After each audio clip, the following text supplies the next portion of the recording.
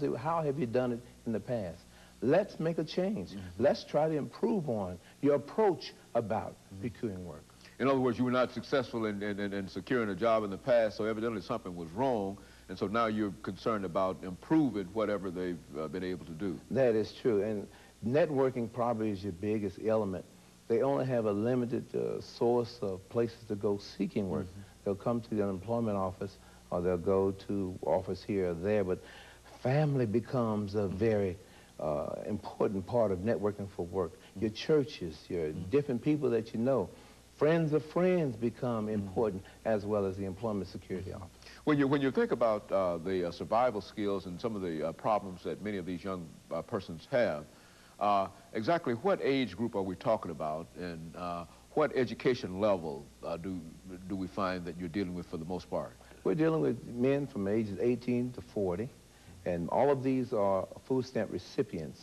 So they have their own food stamps, and that's one of the criteria to be eligible for the program. Well, why don't you talk about the eligibility now? Because I'm sure that, that there are some persons who are watching this morning who would like to know about how to become involved in such a program and exactly some of the things that are connected with that program. Well, it is exclusive for food stamp recipients, and anyone who's interested must go through the food stamp office, the Human Services Department, and they will refer you or the person who is want to be attendee to employment security. And so in many instances, many of these persons, in terms of their own education level, might not have completed high school. Is that it? Or do you find that?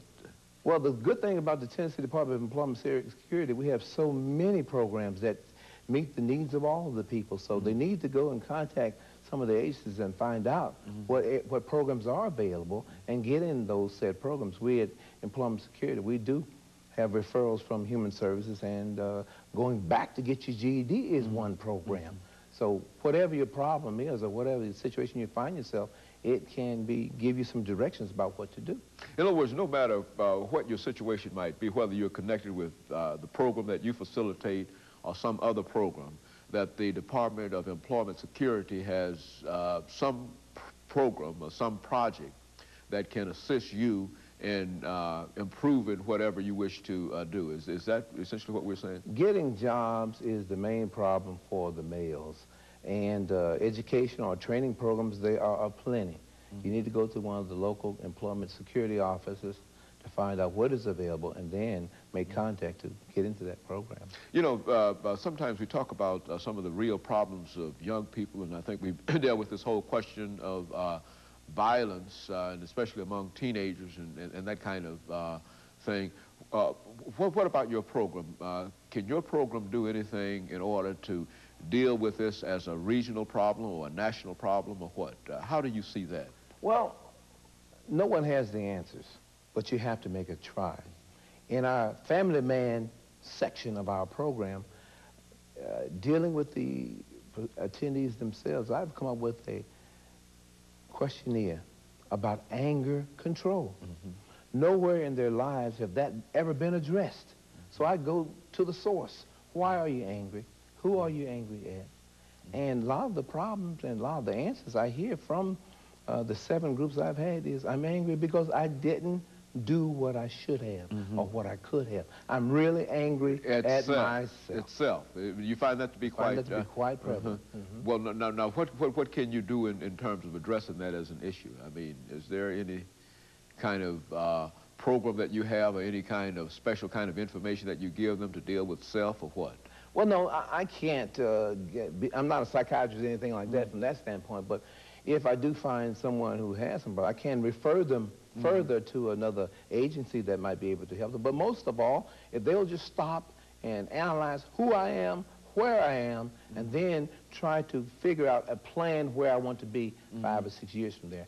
If they begin to try to do those things, they're headed in the right direction. And so you not only are you dealing with survival skills, but you also talk about goals and objectives and how they might be able to achieve those goals by applying them to their own lives. So. And what we try to do there in goals and aspirations, we try them to set a short-term goal, something that is realistically attainable. And in doing that, if it's no more than just getting work, right now they're unemployed, just to get a job, if that's a short-term goal, let's do that. You know, whatever the goal, just there has to be some kind of movement in their lives indicating that they have been quite successful. I would imagine that with a program like that, you can talk about a number of success programs, I mean successes that you've had in such a program. Why don't you, and since we do hear so much about the negatives and whatnot, why don't you give us some things that you would consider to be so important that it makes the program worthwhile, some success stories that you can tell us about personally? Well, just here lately, we start out with the program, we have about 10 to 15 attendees. And an employer happened to hear about the program and call our office manager to see if they could get a large number of employees. Well, my manager, Mrs. Sarah Merrill, she turned the information over to me, so she said, here's a possibility to get some of these guys work, because that's what we're about. So I called the guy, Matt Gannon at Hamilton Riker Company, and I asked him, you do want some workers yet? He said, yes. I said, I have some guys in a special program, this survival skills program. See, I heard about it. I said, would you hire them in disregard to their work history? He said, whoa, what do you mean by that? I said, would you give them a chance? He said, I tell you what, I'll come out to your place and talk to the guys. He did. He came out to 301, where our office is located right there on James Robertson Parkway, and we had about 12 or 13 guys in attendance. He hired 11 on the spot at the Wilson's Sporting Goods place. I was so elated.